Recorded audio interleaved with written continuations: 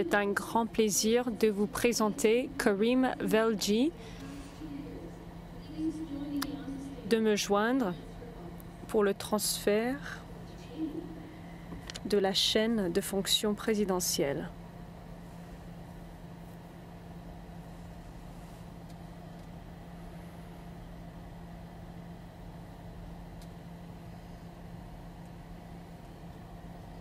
Karima, vous serez une présidente brillante.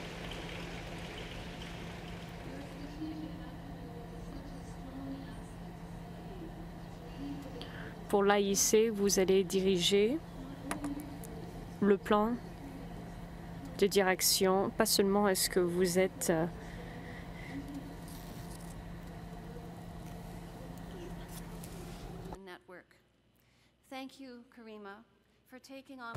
Merci Karima de prendre le rôle de leader de l'association et d'être son chef et son champion.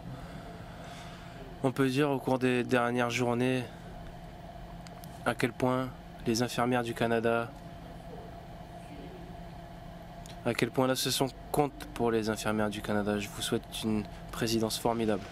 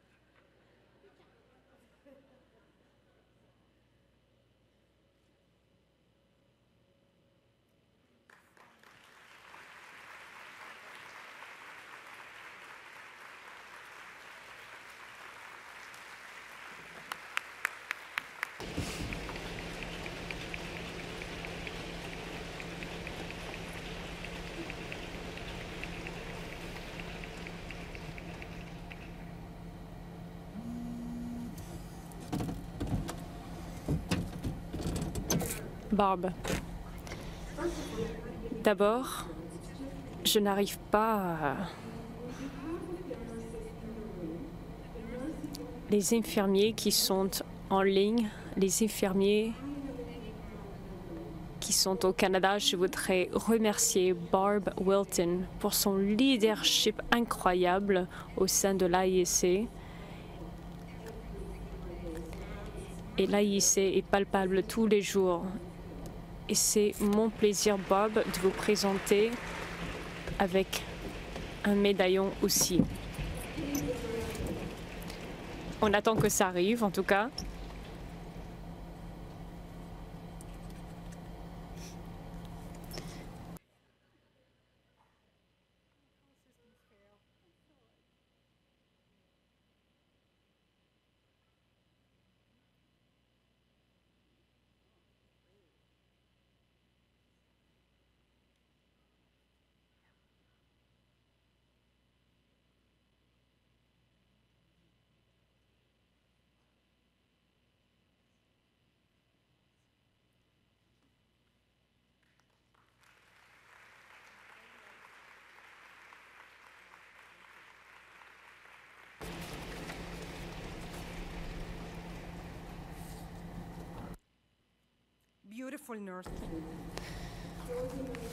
Les infirmiers incroyables, ceux qui sont ici parmi nous et ceux qui sont par web émission. Je suis ici aujourd'hui très fière pour être la 46e présidente de l'association. La IIC est née, a commencé en 1908, en octobre. Nos accomplissements à travers ces 106 années ont été incroyables. l'association à garder son focus en santé et en sciences infirmières. Merci tout le monde pour cette opportunité de présenter mes pensées au sujet des priorités de l'AIC au cours de mon terme de 2 ans. Je commence par remercier à nouveau du fond de mon cœur du leadership de Dr. Barb Milton. Depuis 2 ans, sa dédication en sciences infirmières et envers l'association est ressentie tous les jours. Elle a passé des heures nombreuses en dirigeant ce bateau sur des sujets complexes qui font face à l'association.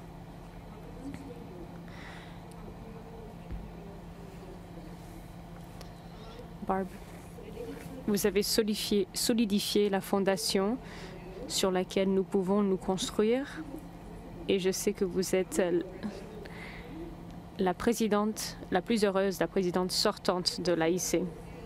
Je voudrais aussi remercier notre directeur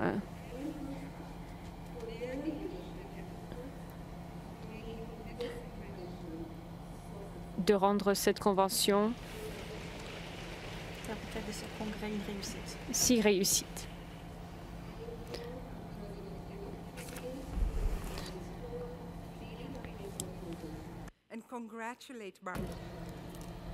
Félicitations Barb Sherlin pour votre réussite, pour votre succès. J'ai hâte de travailler étroitement avec vous. Merci au Manitoba et à l'OIM d'avoir été de merveilleux organisateurs. Merci au comité directeur qui a dirigé le processus d'organisation et d'être la voix des infirmiers et infirmières au Manitoba. Et j'aimerais aussi reconnaître ma famille, mon fils Ali Khan, qui est ici avec moi, ma fille Alicia. Elle est en train d'écrire ses examens finaux à Toronto. Et elle est avec elle. Mais je sais qu'ils écoutent, qu'ils regardent en ligne.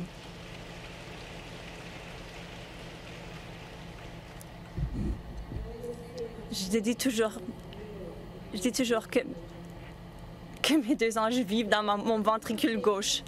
C'est grâce à l'appui de mes pères et l'amour de ma famille que je suis capable d'embarquer dans cette journée, d'entreprendre cette journée avec l'AIC. Cette entreprise commence maintenant.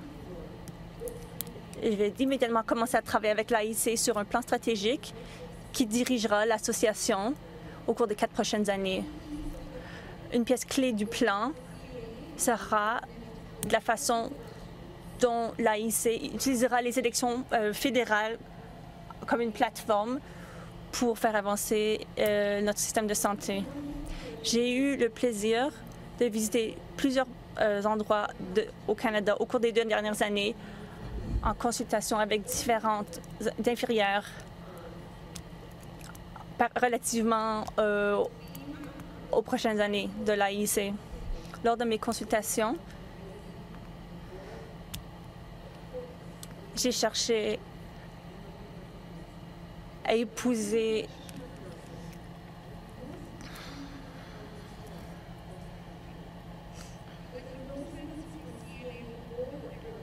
avec l'appui des membres du comité d'administration d'AIC. Ce qui définira ma présidence est ce qui suit.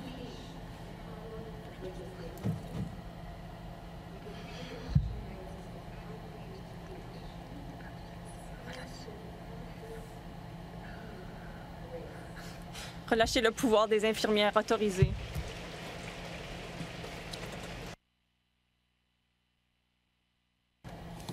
Pourquoi? Pourquoi disons-nous Relâcher. Relâcher. Je crois que la présentation de Evan Sullivan était une incroyable transition vers ce slogan. Le système de santé du Canada fait partie de l'identité canadienne.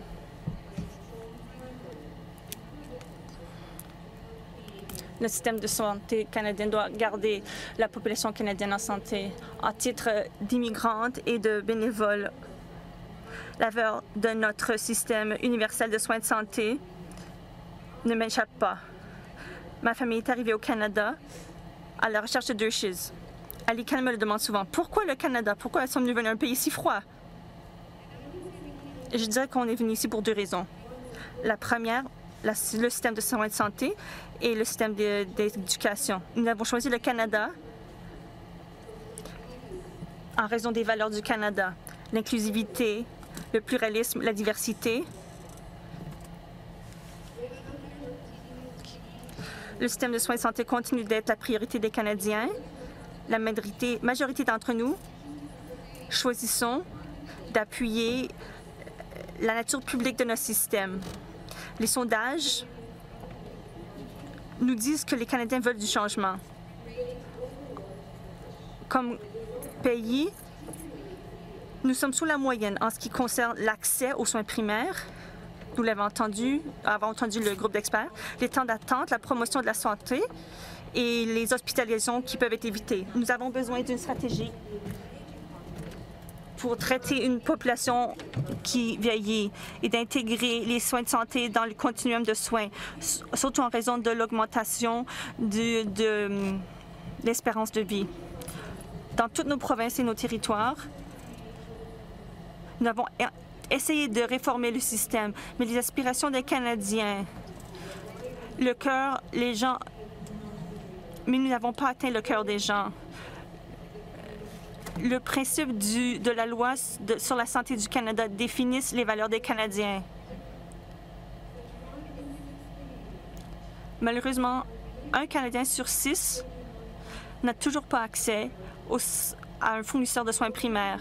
Ceux qui ont accès à un tel fournisseur, parmi eux, 2 tiers d'entre eux disent qu'il est difficile d'obtenir des soins en dehors des heures de bureau. Et seulement un petit pourcentage de ces établissements offrent des soins en dehors des heures de bureau.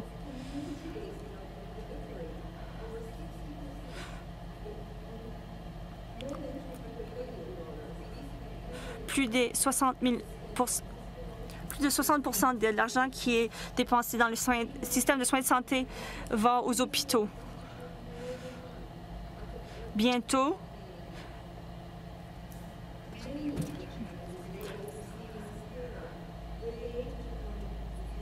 les défis que pose la population âgée, c'est surtout les maladies chroniques.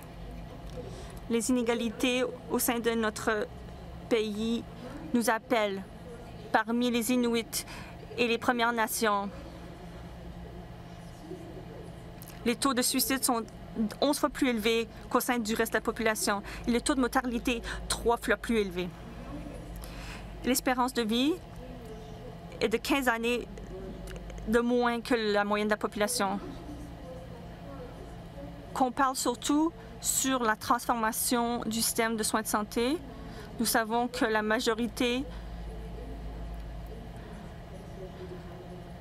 notre système de santé est influencé par des déterminants sociaux comme l'emploi, le logement, etc. Le Canada sent en 2011, le taux de pauvreté au Canada était de 10 à 20 %. La question que nous devons nous poser en tant qu'infirmières est quel rôle allons-nous jouer quant au fonctionnement de notre système de soins de santé. On ne peut pas sous-estimer la valeur politique que représente le nombre d'infirmières, la proportion d'infirmières que représente notre groupe au sein du système de soins de santé.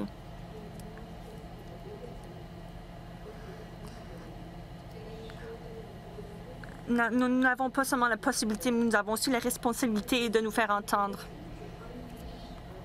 Nous devons libérer le pouvoir qui est en nous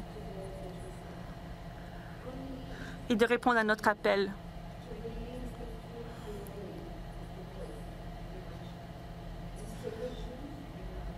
Les solutions, les résultats doivent aussi être libérés.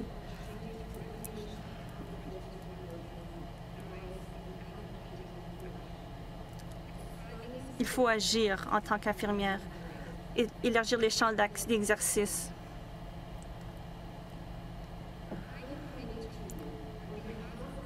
Au nom de notre conseil d'administration, je vous dirais que le thème sous-jacent de nos efforts de défense, de promotion est de préserver notre système de soins de santé universel.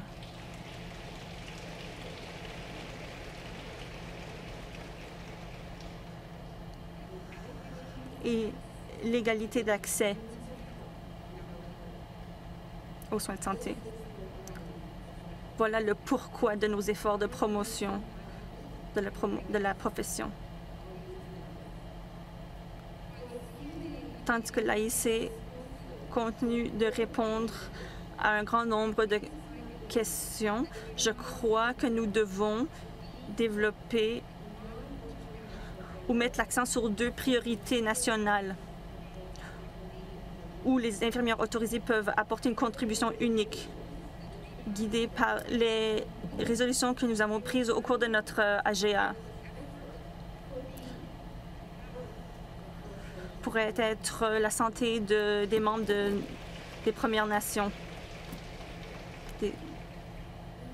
En fait, peu importe le domaine où nous mettrons nos efforts, lorsque l'AIC rencontre des leaders politiques et demande que notre système de santé soit amélioré, on le fera.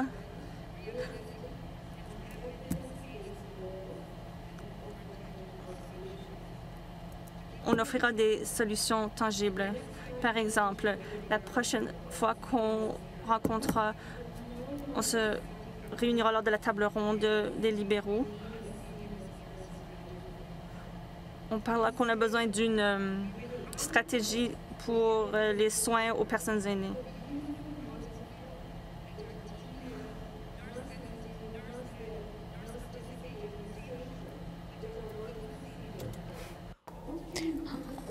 On va suggérer les modèles de soins qui sont axés sur les infirmiers, qui marchent très bien au niveau international. La demande ne devrait pas être une stratégie vaste. C'est perdu c'est trop vague pour les infirmiers qui travaillent avec nous et pour les gouvernements. Alors, les demandes doivent être tangibles, ça doit être très spécifique. On a les bels exemples de la politique et de la représentation, la défense des droits quand les demandes ont été claires. Par exemple, le baccalauréat sera l'entrée principale pour un diplôme en sciences infirmières. On peut voir la lumière au bout du tunnel. Si on peut formuler les demandes similaires pour les sciences infirmières en général, ça va être plus précis et les actions peuvent correspondre aux demandes. Comme on travaille sur ces changements, on va demander au public de travailler avec nous. Et je crois fortement que unifier les voix des Canadiens, et ça va nous aider dans nos objectifs de changement. Et ça va servir les patients aussi. Les Canadiennes ont besoin de croire qu'on est en solidarité, on est un partenaire pour aller en avant. On doit aussi chercher de l'harmonie dans notre profession. On doit pousser les voix puissantes en avant avec nos réseaux. Et l'AIC va travailler sur les résolutions qui ont été approuvées durant cette Assemblée pour travailler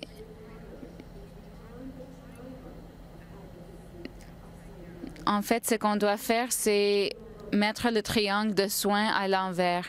Le message n'est pas juste envoyé aux politiciens, c'est envoyé aux gens qui les ont élus, parce que c'est eux qui ont le potentiel d'effectuer les changements aussi.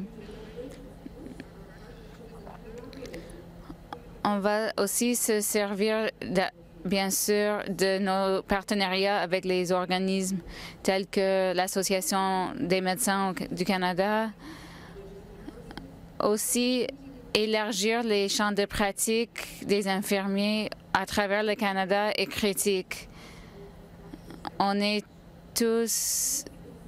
connaît tous l'enjeu des champs de pratique.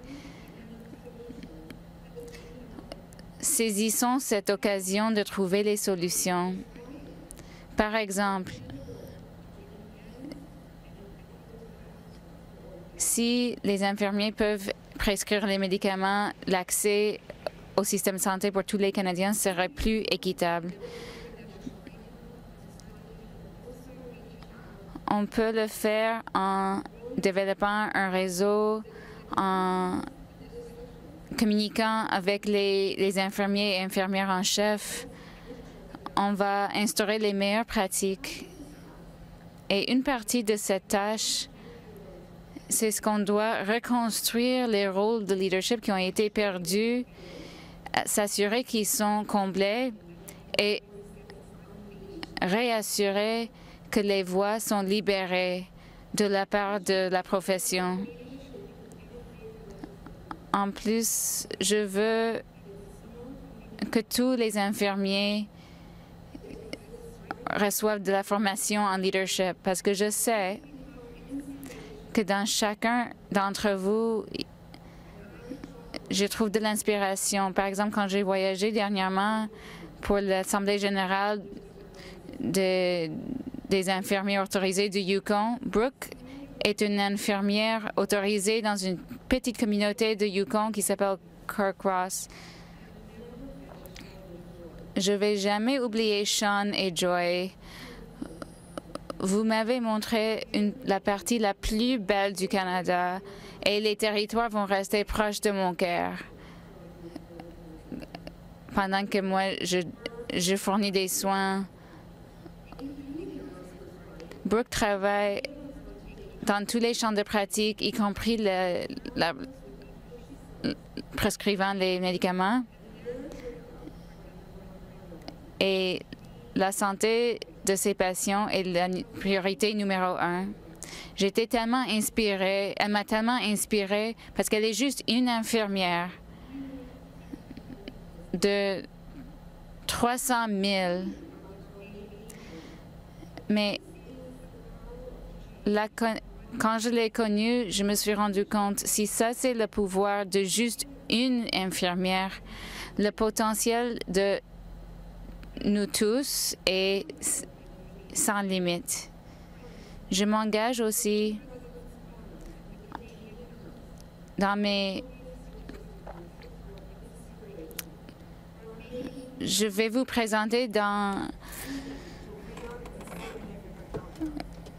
Quand j'écris dans le journal de l'AIC, je vais vous présenter les infirmiers et les infirmières qui font des choses remarquables à travers le pays. Si on se sert des histoires, ça c'est quelque chose de très puissant pour les infirmiers. Le travail qu'on fait qui a une différence dans la vie des gens de tous les jours. Et si on s'assure que l'histoire des infirmiers et des infirmières est positive,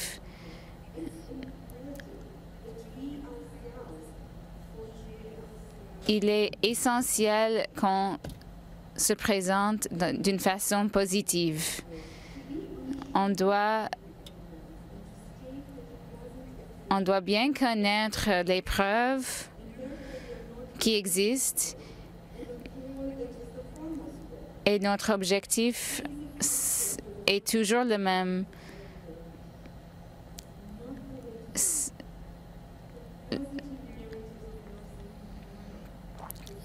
L'objectif, c'est pas juste l'accès, c'est d'avoir c'est de raconter l'histoire de façon positive. Élargir les champs de pratique et mener toujours serait toujours mes piliers. Et je sais que la transparence est un mot qui a plusieurs sens. Mais en tant qu'infirmier, on est tous responsables de la santé des Canadiens. Mais la présidente de l'AIC est responsable pour chacun d'entre vous. On doit évaluer l'efficacité de nos efforts et par-dessus tout, on est transparent dans nos activités. Et maintenant, je veux vous présenter ce qui est essentiel pour notre succès.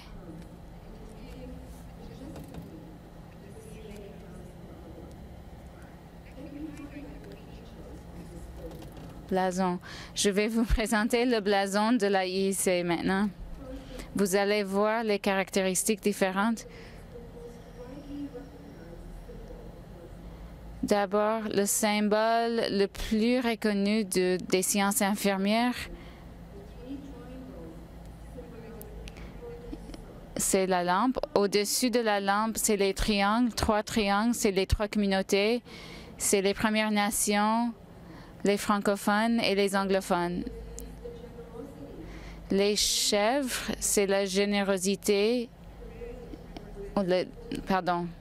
L'or, c'est la générosité. Le rouge, c'est la force. Le lion, c'est le rôle de l'AIC comme défenseur de la profession et de la loi de la santé du Canada. Le papier, c'est la loi. Le devise en latin, Scientifica, connaissance, sagesse et humanité, c'est une réflexion de nos valeurs. Le soutien,